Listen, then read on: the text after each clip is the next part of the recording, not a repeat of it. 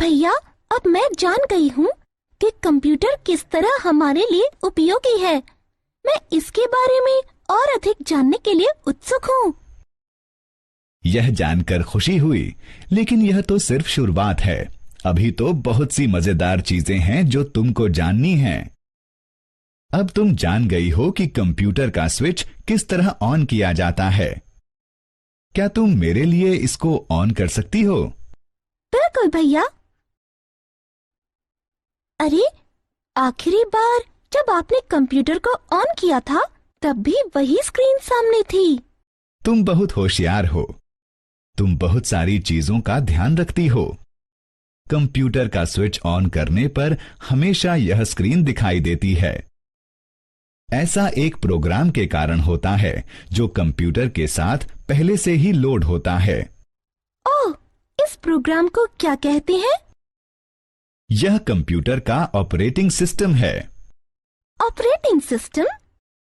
हाँ, operating system.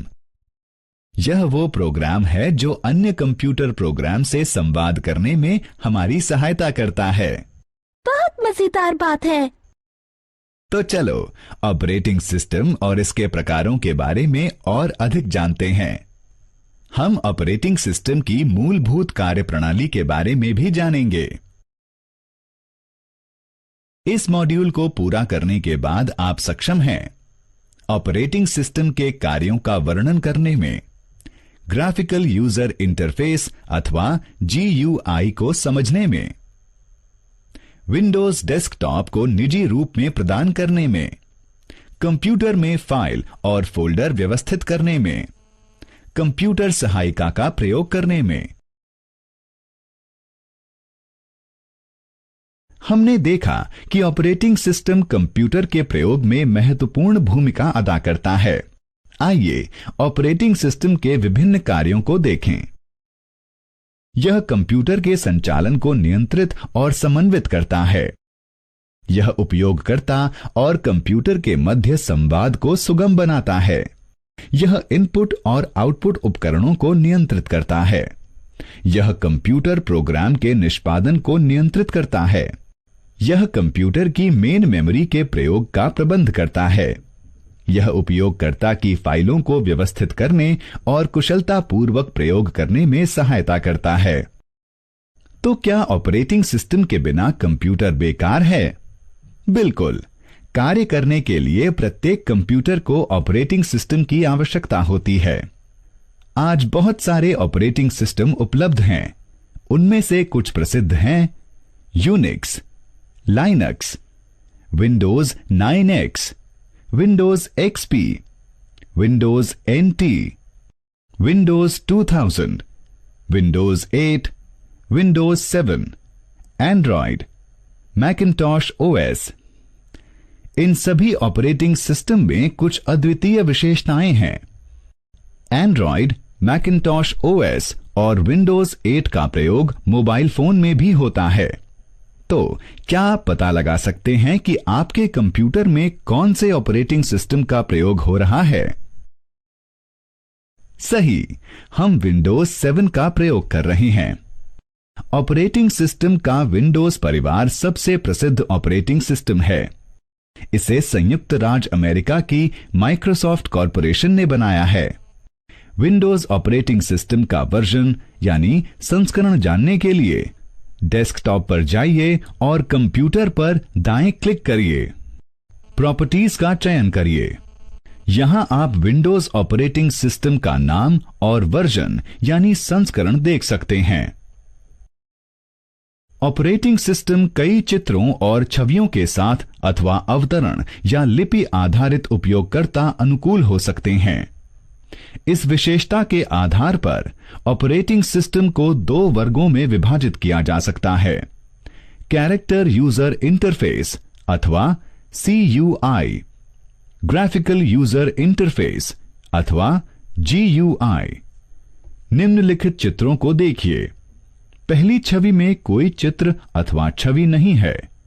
इसमें केवल अवतरण और लिपियां हैं, इसलिए इसे कैरेक्टर यूजर इंटरफेस कहते हैं।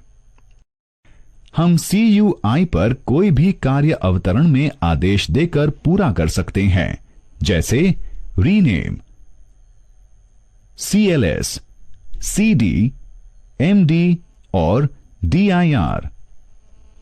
CUI का उदाहरण है डिस्क ऑपरेटिंग सिस्टम या DOS। अब दूसरी छवि को देखें। इस छवि की पार्श्वभूमि में चित्र और कई छवियां हैं, इसीलिए हम इसको ग्राफिकल यूजर इंटरफेस कहते हैं। GUI के उदाहरण हैं विंडोज XP, विंडोज NT और विंडोज 7। आइए विंडोज 7 के बारे में और अधिक जानें।